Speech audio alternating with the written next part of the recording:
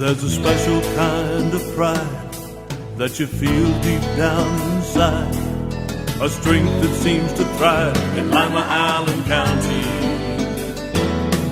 The American way of life, to get in gear and do what's right. An unbreakable forthright link called Real American Strength. Lima, Allen County, Real American Strength.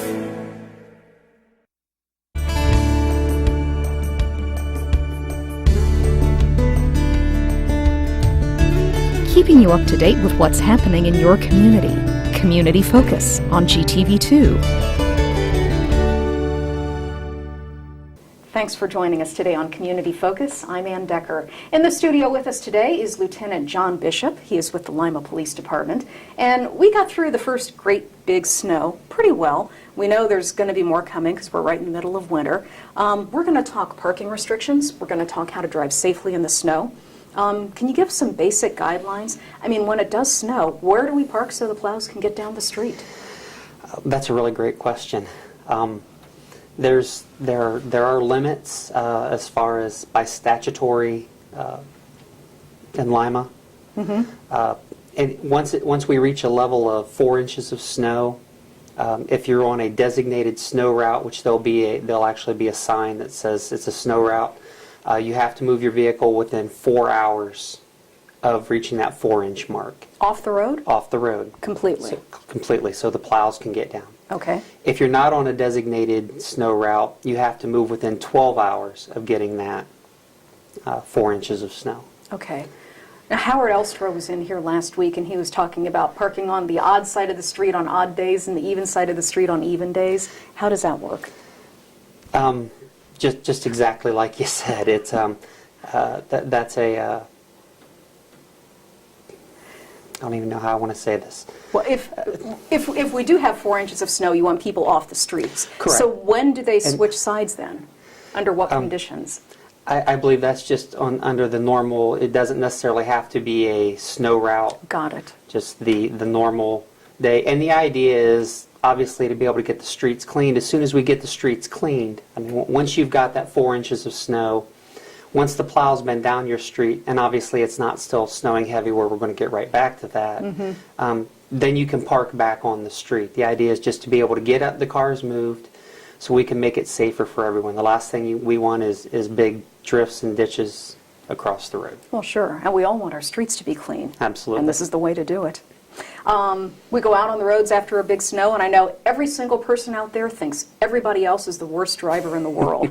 But there are guidelines for driving properly in the snow. Can you give us some advice? Absolutely. The biggest thing would be slow down. Remember that it's your vehicle, it's your responsibility to maintain control of your vehicle. I myself would rather drive in snow than on ice, of course. Oh, you and me both. And that seems to be the biggest issue. As the plows come through, and trust me, I appreciate them coming through, but once they get that layer of snow off, sometimes that leaves a layer of ice on the road. And the problem isn't usually getting started, the problem is stopping. So slow down, pay attention to your surroundings. Just because the speed limit says it's 25 doesn't mean you have to drive 25 miles an hour. Well, what about the guy in front of you who's doing 10 when conditions don't warrant it? I mean, is going too slow as much of a problem as going too fast? It can be, because you can cause backups, and just because it's good where you're at doesn't mean a half a block down the road there isn't an ice patch or a slick spot. If you're going too slow, you're going to get people trying to pass you. And again, just more dangerous situations. Mm-hmm. How about driving around plows? How much room do we need to give them? Oh, I never drive around a plow. There are days you don't have a choice.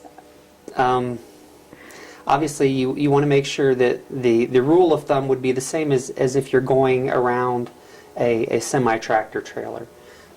If they can't see you in their mirrors, if you can't see their mirrors, they can't see you. They don't know you're there. Mm-hmm. Obviously, they have this huge piece of equipment that they're trying to get down, sometimes very narrow roads. So I would say just pass with the most extreme caution that you can. I don't know that there's a set guideline, but just bear in mind that you may not see them. They may not see you. How much room do you give them if they're coming down the road in front of you? Coming towards you? Or if you're following behind them, how much room should you give them?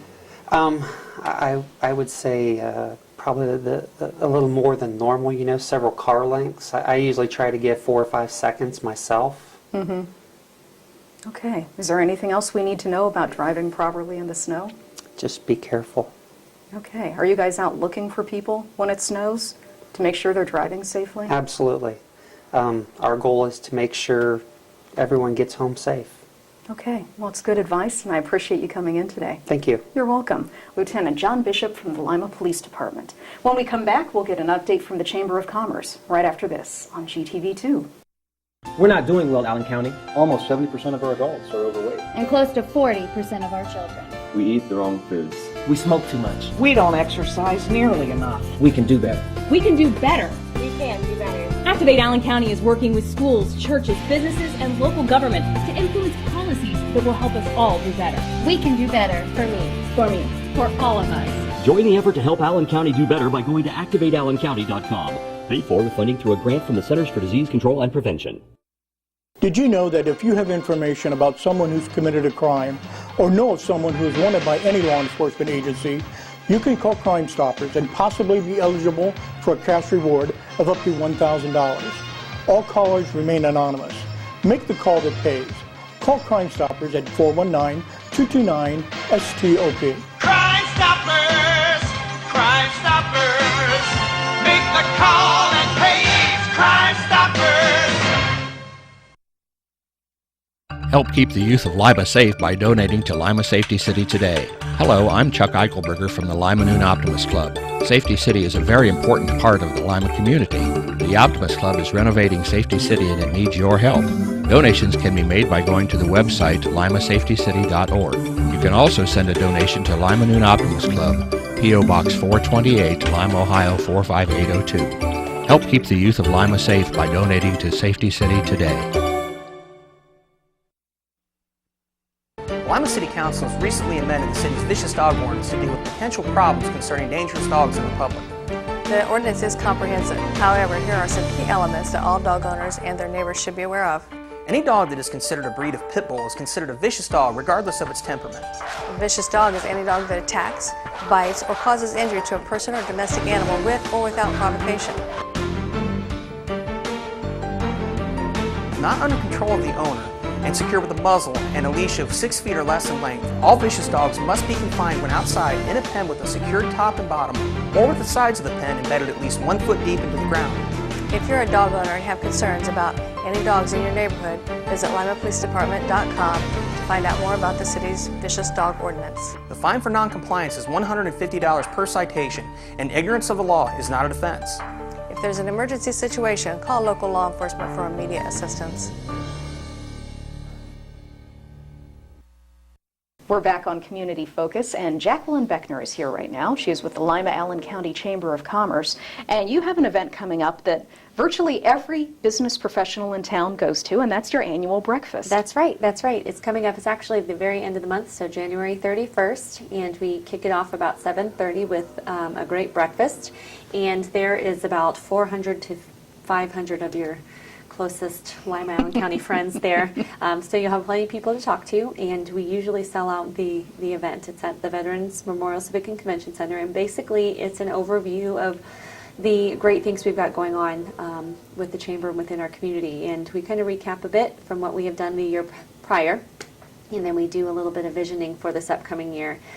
Steve Hakovich is our keynote at this month's event, and he's talking about our theme for the year is hidden treasures, and the R&D that is out at American Trim is amazing, and you know it's nice to see and be able to highlight some of those businesses you might not, you know they're there, but you might not know what they do. Yeah, you drive past them all the time, but that's it. It's just a building on the side of the road. Exactly, and they are a great example of that because they're a global leader in technologies, and so what we're doing is trying to highlight some of those type of businesses right here in our community, and having, you know, their headquarters right here in Lima, Allen County, and having such a global footprint is really remarkable. So we'll hear a little bit from him. We'll hear a little bit about what's coming up within the chamber. We always award our Ambassador of the Year, so our one of our most highly decorated volunteers, and then we also recognize some of our Circle of Influence members, some of those who have really kind of helped guide us in some of the things that we're doing. So it's really a great event. There's sponsorship opportunities. You can have booths there, so if you're interested in showcasing your business in front of all those people, we can provide you with the booth. Just get a hold of Ada at the chamber, and she'll be able to set those up for you.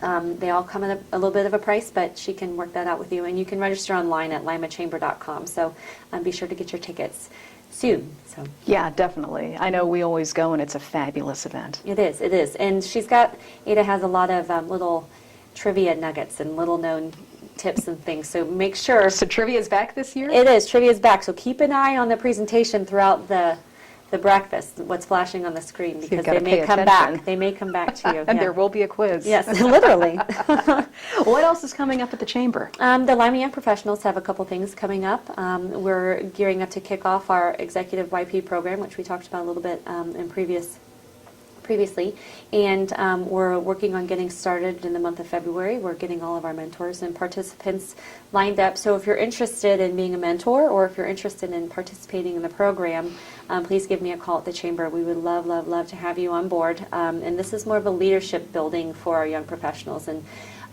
meeting one-on-one with a mentor monthly, and having a quarterly skills building seminar. We have some community outreach programs, and volunteerism with board participation. So we're really trying to kind of put together a well-rounded leader for the future, basically. A lot of people who are either fast-tracking their careers, or they're young entrepreneurs trying to, build their business, and they've grown, and now they might be looking to add employees. So, the employee management aspect will be there. So it's going to be a really great program, and we're shaking it out here this last month, and then get kicked off next month. And then we also have a professional development luncheon. It's our first of the year. It's on January 28th, and it'll be held at the Cambridge Center on North Central. And we'll basically hear from our leadership team this month, and we'll talk about what's coming up, the exciting programs, and all of the fun things that we have planned for the year. And this one's a great one to just test the water. So if you're interested in maybe joining the YP and you haven't quite jumped on board yet, this is a great one to hear about what's coming up throughout the year, and see if that kind of aligns with what you want to do and what you're looking for in a program to get engaged with. So definitely give me a call. I can give you all the details, and we can hopefully have you come out and check us out. And then lastly, we do have a YP After Hours. Our pub club is on the 29th, and that's going to be hosted at Yamato. And again, that's a great one to kind of come and network, and it's casual. There's no real agenda there, so you can get to know some of the young professionals in our area. And honestly, we don't ask that you are a member. I mean, if you want to come out and just network with some of our YPs, then awesome. We'd love to have you out there just to kind of give you some idea of what we do. And it's an easy way to kind of share what we do, because you can have that one-on-one and not have to worry about you being shushed by a presenter or me giving you the eyeball like, hey, we're in the middle of something. So those two are really great programs to kind of at least come out at the beginning of the year, see what we have to offer, and hopefully we'll get you all signed up and ready to go for the rest of the year. How young do you have to be a YP? We typically between 18 and 40.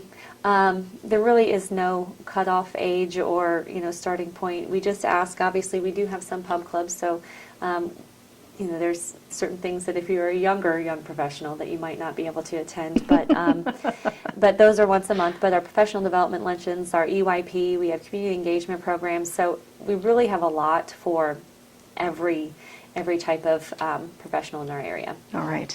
You have the awards gala coming up as well. Yes. Are you still accepting nominations? We are up until February 7th. Which is coming right up. It really is. I can't believe where we're at in the month already. But yeah, February 7th is our cutoff. We have quite a few different award categories that you can nominate a business, and you can actually find the nomination form and descriptions of all of those business categories on our website. If you go to limachamber.com, there's some quick links on the right-hand side of our webpage and our homepage, and you can click on the nomination form, and that lists out all the criteria, it lists out the categories, or the sponsors for those awards, and you can just fill that out and submit it right back to Ada, and she'll be happy to take your nomination, and we'll put it in the mix. All right, there's always something going on at the Chamber. There is. For all the details, it's on your website. That's true, limachamber.com. And the phone number? 222-6045. All right, we appreciate you coming in today. Thank you very much. You're welcome. Jacqueline Beckner from the Chamber of Commerce. When we come back, we'll tell you about some cool programming going on at the YMCA right after this on GTV2. Reduce, recycle, reuse. Allied Waste Services in the City of Lima encourage you to live green by recycling all that you can. Recycling promotes green living by reducing the amount of waste materials buried in landfills. This saves money, natural resources, and energy. Keep our environment healthy and start recycling today. Allied Waste Services is committed to a clean environment. Contact us today for your recycling needs. Visit our website, republicservicesohio.com, to learn more about recycling today. This is a nice neighborhood. It is. Is that the house we live in, Mom? Yes. Look at all the kids around here, Mom. I like this house. Hi, we're here about the house. It's rented. It's against the law to deny people the opportunity to live where they want and can afford. If you feel that you've been treated unfairly, give LACA a call and we'll look into your complaint. LACA's fair housing services are free, so call today and get the housing you deserve. 419-227-2586. Do you know what to do when you hear the community warning sirens? The sirens are activated anytime the public is in life-threatening danger. This can be from weather emergencies, chemical releases, or other situations. When you hear the sirens, go inside and turn on your radio or television for more information. Follow the instructions carefully and stay inside until the danger has passed. Remember, the sirens mean to go inside and listen to your radio or television for more information. Take the necessary steps to keep you and your family safe. Let's all do our part to keep the Ottawa River clean and healthy. Clean trash and debris from storm drains to keep them from being washed into the river. Your actions matter. They're down below. Lines, supply, and utilities. We count on day and night. Sorry, Dad! And knowing where these lines are located before you dig matters. Sorry, Dad! For every project of every size, call the Ohio Utilities Protection Service at least 48 hours before you dig. It's fast, free, and it's the law. Because keeping Ohio safe, Daddy, can I help? matters most. Call the Ohio Utilities Protection Service before you dig. We're back on Community Focus. I'm Ann Decker, and Katie Mefferd is here today. She is with the Lima Family YMCA. She handles youth programming, and you have some really cool stuff coming up. Makes me wish I was a teen. Tell me about the Yellowstone trip. Every year the Y sponsors 12 students, and they take them out to Yellowstone for 10 days. And it's kind of an all-inclusive thing. They get a cabin, and they go together. They hike, they whitewater raft. And the trip is fairly inexpensive. We do a lot of the fundraising on our own, and they'll fly to Yellowstone. They meet 5 times prior, and they plan the meals that they want to eat. So they have to figure out what they want to buy, what they're going to cook, who cooks what days, and plan all that out. And we buy it when we get to the area. And then the whole trip is really planned by them with the help of a mentor from St. Mary's, who's a high school teacher, and then a Y member or employee. Is this just strictly fun, or are they supposed to learn something from it? It's a service learning trip, so they'll have to do 30 hours of community service, and they'll do service at Yellowstone as well. So they'll spend a couple days with organized service with their parks program, and then they'll do other things, and we'll have guides who will take us out. And then also with that, it's just one of those things where they learn through service, so we really want to aim it so that the service that they're doing is something that they learn different things that they wouldn't from around here about wildlife conservation and things like that. Who is eligible to sign up for this trip? Any high school student grades 9 through 12, and preference will be given to 9th through 11th graders, but we wanted to open it up to everyone just in case, you know, if you're a senior and you haven't heard about it before, we think it's something that you could really benefit from too. Do you have to be a Y member for this? No, anyone can apply. And how do they apply? They can get the application at the YMCA desk. It's due February 8th. and I sent it to all of the high schools, so if they ask superintendent, principal, or guidance counselor, they should be able to get their hands on it Wonderful. Well, that sounds like a great time. You also just started your high school robotics program. Is it too late for the kids to sign up for that? Any kid can sign up until January 17th because we want them to be there for the majority of the build season, which goes into February. And it's for members and non-members, and there's a small fee with it. It's $50 for members and $75 for non-members. And they're actually building robots. Yes, and this year the challenge is a game where they have a giant round ball, it's at least this big, and they have to throw it across the field, and they work with teams. They're passing it around to other teams and trying to hit targets. That sounds like fun. So, yes. What ages are you looking for this? High school students, so 9th through 12th grade. Okay, and again, just get in touch with you? Yep, they can apply at the front desk or just sign up really at the front desk, and if they have questions, they can ask for me. Okay, we also want to mention that the father-daughter dance is coming up. Yes, I'm really excited about the father-daughter dance. It's February 1st from 7 to 9 at the Y. And last year we had over 150 people sign up, so we're hoping for the same turnout. And with that many kids, all the girls, they get together and they go dance towards the front and have fun. The dads do sometimes, but they spend a lot of time just watching their daughters have fun. So it's for members and non-members. Members are free and they are asked to bring a baked good with them to share with everyone. And then non-members, it's $5, and they're asked to bring a canned good to donate to a food bank. Okay. And are you looking for any particular age for this? No, last year we had someone as young as 2 and girls up to 13. So, I mean, if any girl would like to go with their dad, they are more than welcome to sign up. That sounds like fun. February 1st, they need to sign up first? They don't just show up? They can show up, but we ask that they sign up by the 31st so we have an idea of how many people are going to be there. Because we do things, you can get pictures while you're there, snacks and things like that. So we want to make sure we're as prepared as possible for everyone, too. Okay. And the last thing on the list is the Travel and Adventure Series, which, got snowed out a couple weeks ago? Yes. I don't know that that's ever happened before either, but we are going to have another show on March 12th and February 12th, and then this one got rescheduled for April 4th. So our selection committee is going to meet, and we're going to decide what film it's going to be, but we do have a rescheduled date. So we have 3 more shows coming up. All right. If people want more information about anything going on at the Y, I know your website is comprehensive. Yes. What's that address? www.limaymca.net. Okay, and then if they just want to call the front desk and ask questions, what's the number? 419-223-6045. All right. We appreciate you coming in today. Thanks. You're welcome. Katie Mefferd from the YMCA. I'm Ann Decker, and this is Community Focus on GTV2. Hello. My name is Gary Shealy. I'm the Utilities Director for the City of Lima. Our domain is the Department of Utilities. We manage the water system, the wastewater system, along with the garbage and refuse contract for the city residences. The water system basically is a state-of-the-art operation. It consists of up-ground reservoirs along with a water treatment plant that can treat up to 30 million gallons of water a day. We have approximately 25,000 customers in our base, and we provide water services to the greater portion of Allen County, not just the City of Lima. The wastewater system is an advanced wastewater treatment plant operation. It has close to 350 miles of sewer pipe in it. It collects wastewater from most of the City of Lima, as well as greater portions of Bath Township, as well as Perry Township.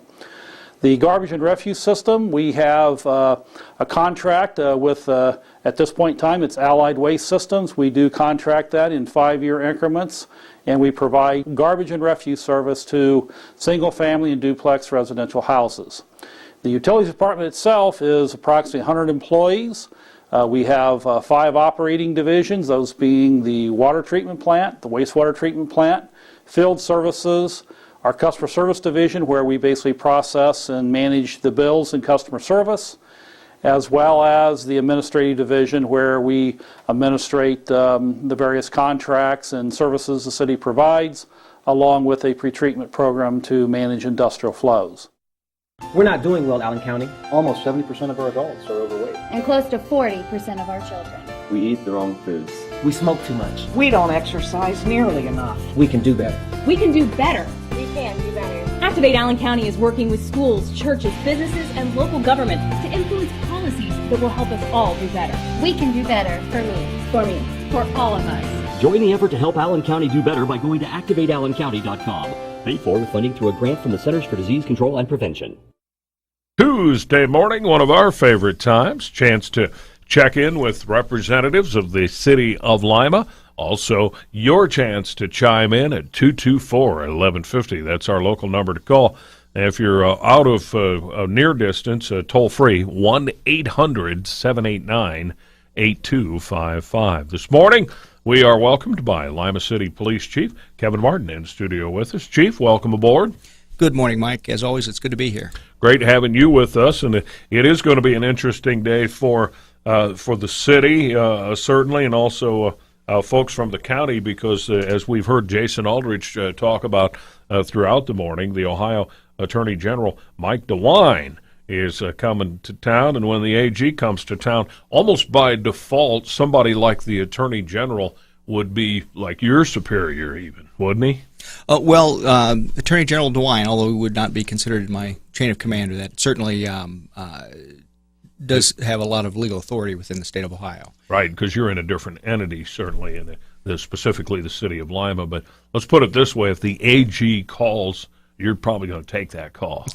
Yeah, I'm certainly going to take that call. And I also have to say that Attorney General DeWine has been really good to Lima and has really reached out to us in a lot of ways, both with the initiative that we'll be talking about more at the press conference later today, as well as the Badges for Baseball program, which we're hoping to be able to get more information out to the public on in the near future. Yeah, I think this is one of those instances where the Attorney General, in this case, Mike DeWine, is from the region. I think he's out of Urbana area originally, or I think he's a Champaign County guy, I'm pretty sure, which puts him in our region. That's not to say he's playing favorites necessarily. The event today deals with Safe Neighborhoods Initiative, and of course the AG will lay that out there in more detail at 10 o'clock this morning. But I understand this program also is already underway in a couple of other cities, Akron, Steubenville, and Warren. So in that sense, Lima's lucky to be involved with this? Yes, Lima actually is the first city that the Attorney General has reached out to west of Columbus.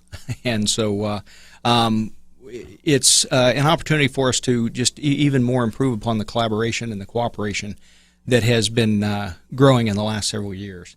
And as we've talked about in the recent past, Mike, Lima's crime numbers have been going down over the last several years. Mm-hmm. But at no point in there have we ever looked at those and said, okay, gee, this is good enough. Mm-hmm. We're always looking for better ways of serving the community, better ways of fighting crime, and especially violent crime, which is what this initiative is going to focus on. And it just gives us an opportunity to try to take it to the next level. Because when it comes to your business, Chief Martin, you just never know what's around the corner, do you? No, we don't. And we always have to be prepared for the worst-case scenarios. But also in these tough budget times, for instance, that's created a lot of obstacles. But by having other agencies to work with, and again, even in bringing people to the table that maybe are outside of law enforcement, we can bring in resources to help combat these problems that quite frankly, the police department just could not afford to have for ourselves. I know the state is, of course, very prominently involved with building a new crime lab at Bowling Green up at BGSU, and that's likely coming along pretty nicely. Might that come up in conversation today a little bit with the Attorney General on that progress, or have you already dealt with that new crime lab, or it isn't quite ready yet? I am not sure if Attorney General DeWine is planning on speaking on that today or not. Okay. That's not anything I've spoken to him about recently. But again, that's one of those things that since he's been in office, he's made some great strides at trying to improve the service that BCI&I's crime labs have been able to provide for law enforcement throughout the state. Should be an interesting event today, and certainly a plus for Lima. As we mentioned, Attorney General DeWine, Mayor Berger, yourself, Chief Martin, Allen County Prosecutor Jurgen Waldick, and Community United Methodist Church Pastor Daniel Hughes will be a part of a news conference today dealing with the Safe Neighborhoods Initiative. That's at 10 o'clock this morning at Lima City Council Chambers. Good luck. Well, thank you. Chief Martin is our in-studio guest, as you can tell, from the city of Lima. Questions or comments about actions or opportunities or things happening in Lima, 224-1150 is the number to call. Chief, want to get your impressions just a little bit on the weather apocalypse of the last week or so. I mean, a week ago at this moment, we were in the throes of 10, 15 degrees below zero. We had 10 inches of snow on the ground, that sort of thing. As you reflect back upon that now, it's hard to believe what we were dealing with a week ago. Did it go generally well from your perspective? From my perspective, yes, I think it went very well. Now, I didn't like that bitter cold weather, I don't think, any more than anyone else. Especially one morning when I went out to leave for work and my car wouldn't start. Oh, so the mayor had that problem last week, right? So. Yeah, so I'm not a big fan of the bitter cold, Right. but I have to say that the community, I think, overall responded very well.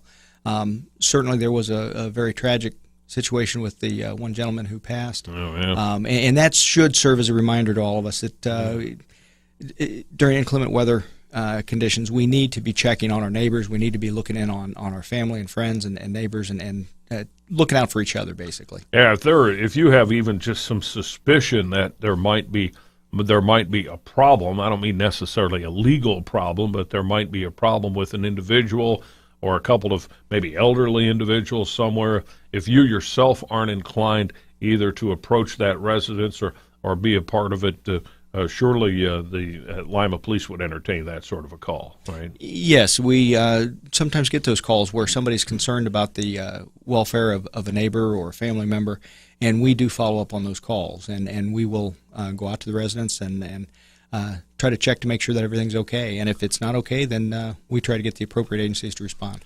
Again, 224-1150 is our local number for Chief Martin with us for until about 8:30. One other final thought, I guess, with the weather emergency. The counties issue these various levels of the emergency nature. What is your reaction to that? Because the city doesn't necessarily do it. Do you take note of those, or by the time we're in any level of special alert, you're already your antenna are up? Huh? Yeah, well, under city ordinance, the mayor does have the authority to issue weather emergencies for the city. But normally what happens is the roadways outside of the city and the county areas, or in the outlying areas, they tend to get bad before the ones in the city. Mm-hmm. Our street crews are very good about getting the plows out there and at least keeping the main thoroughfares open. And we don't have to contend with as much problem from the wind and the drifting as they do out in the county. So normally the outlying areas are going to be ahead of us, so by the time that we would need to call for a weather advisory within the city, it's already going to be done outside. All right. Much more with Chief Martin, including your calls as we continue this morning. It's 8:16 at News Talk 1150 WIMA. 8:19 at News Talk 1150 WIMA. Tuesday morning at this time, we welcome those from the city of Lima. Today, Lima Police Chief Kevin Martin is our in-studio guest. And mentioning also a little bit earlier, the Attorney General will be in Lima later this morning, wrapping up the weather situation from last week. Quite the deal it was, and quite the deal yesterday over on the near west side, where apparently an individual, maybe with too much to drink, I guess that'll be determined in court as we flesh it out, but what was a singular incident with a car turned out to be like 3 episodes and collisions and the like yesterday on the west side and up and down Cable Road, Chief Martin. And when something like that happens, that's when multiple agencies are involved rather quickly, huh? Yes, actually, that's where the benefit of modern communications helps. So we can get a lot of assistance in very quickly, not only from the police department within Lima, but also outlying agencies. And, certainly we don't want to take away from this gentleman's due process rights, but at the same time, it does help to demonstrate the dangers and the problems created by drinking and driving. Right, and just as a quick synopsis, individuals listening weren't aware there was an episode early afternoon yesterday, I guess in the 1 o'clock hour, that sort of thing, where a vehicle apparently made contact with another vehicle in a fast food drive-through and then left that area and then and collided with another vehicle in an intersection, and then I guess there was a third episode, and the public was very much involved in that as a part of the end game, weren't they? Yes, and also, again, the communication that was coming from the public, which, again, is a benefit of the modern technology age that we're in, with cell phones and people being willing to call us and give us information, and that did help us to bring this to resolution much more quickly than it otherwise might have. Yeah, and we've often talked about it, having like the prime phone number of the primary law enforcement agency in your phone on speed dial or something can be quite helpful. Certainly you don't want to abuse that privilege and wear you guys out with calls, but on certain situations where you're maybe out and about and you see something that law enforcement needs to be aware of, it can be quite helpful. We always say that the public's eyes need to be an extension of law enforcement, right? Oh, yes, because, again, there's a lot more people in the community than just those that belong to the Lima Police Department. So there's always someone somewhere, normally whenever anything is happening. And so if somebody sees something, they need to give us a call. They shouldn't just assume that someone else is calling because everyone else may be making that same assumption. Right. And we would rather get more calls than we need than not enough. Yep. And nobody notify us of something. So, don't make the assumption that somebody else has called. If you see something, if you have information, go ahead and call us. And in fact, even if we've had other calls, you may still have the piece of information that we need to complete the puzzle, so to speak. That's interesting also up and down Cable Road on the west side, where it can very easily involve multiple jurisdictions in that sort of a setting, with near American Township, if not in it, also near, if not in the city, and obviously all inside of the county. That can be multiple agencies there, can it? Yes, it can. But again, that goes back to the level of cooperation that's been built over the last several years throughout Allen County law enforcement, and that is really one of those things that I don't think you can fully measure the benefits that are received from having that high level of cooperation and all of the various agencies willing to work together. Lima Police Chief Kevin Martin is our in-studio guest, 224-1150. Any questions or comments? So far, no takers, Chief. Obviously, things are just absolutely perfect in the city of Lima. We aren't having any difficulties. Hey, what about traffic situations now? I understand the east side is moving down to one lane on 309 for about a month and a half now, underneath the overpass, probably just outside of the city, but that portends the potential backups on Bellefontaine Avenue and that sort of thing. It's just more of the same until all that construction finally ends over there, right? Yes, and we do anticipate backups onto Bellefontaine Avenue and possibly even into other streets on that feed into Bellefontaine Avenue during the time of the traffic being reduced down to one lane each direction. My suggestion is if you can find an alternate route around through that area, that's the best thing to do, whether it be perhaps maybe using 4th Street or State Route 81. But that will help, I think, the situation. Lessen the traffic, it should lessen the backups. That's right. For a long time, it was last summer, almost 2 summers ago, the Reservoir Road Bridge was closed, and you couldn't cross there. Obviously, that's all. I'll tell you what, as all that slowly but surely gets completed, and we wish ODOT the best on all that, that's going to be quite nice all over in there, isn't it? Yes, and once it's completed, I think people will be very pleased with the efficiency of the traffic flows that will take place then through there, better than before they were started. But as is the case normally with progress, there's usually a little bit of pain while it occurs. Let's just switch gears just a little bit in our final couple of minutes with Chief Martin. We noticed some recent crime statistics. They were county-wide, but they suggested that crime on the margins was down in 2013 for Allen County as a broader proposition. Is that also true to the best of your knowledge for the city? Yes, for the city, the most complete data set we have right now is just through November. Okay. We're working with one fewer records clerks than we're supposed to have, and so our records entry is a little bit behind where we would like it to be. But even with that, through the end of November, Lima saw an overall crime reduction of roughly about 11% in total UCR Part 1 offenses, and in violent crime, it's over 20%. Wow, that seems actually quite dramatic. Oh, I think it's a very positive thing, and again, the trending downward in the crime rate really we can trace it back easily to the end of 2008. When some things started changing in Allen County. Again, with the election of Sheriff Krish, we started seeing much better cooperation amongst the various law enforcement agencies. Also, the LPD instituted as pinpoint policing. Also, I think we've made some gains from the community being more willing to get involved than before. And those things have all helped to push those crime numbers down. No question about it. And of course, one can always and only hope that at some point people just see the light, that the negatives of law breaking outweigh the benefits.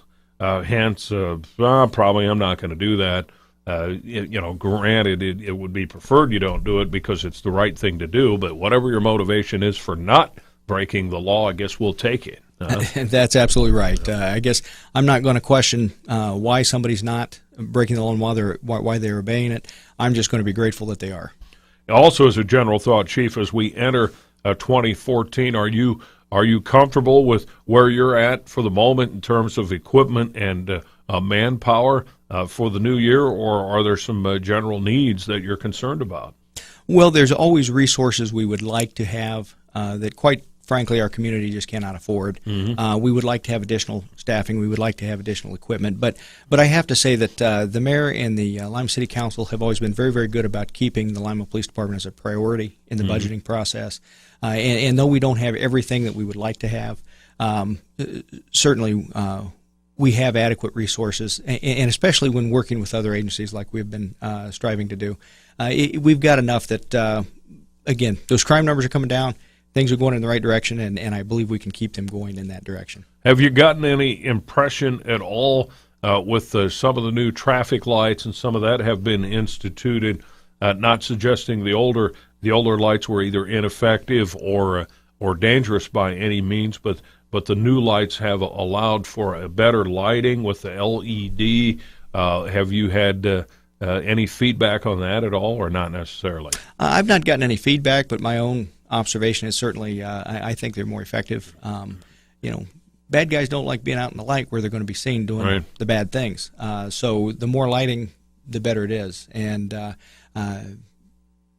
what I've noticed of the new lighting is it is very effective. All right. And I guess finally we'll close here this morning as we move fully into 2014. Any sort of broader goals that you're looking to accomplish this year, or generally more of the same, just to constantly try to improve the situation with the city and react when you need to? Well, we are trying to build on those things that seem to be working for us.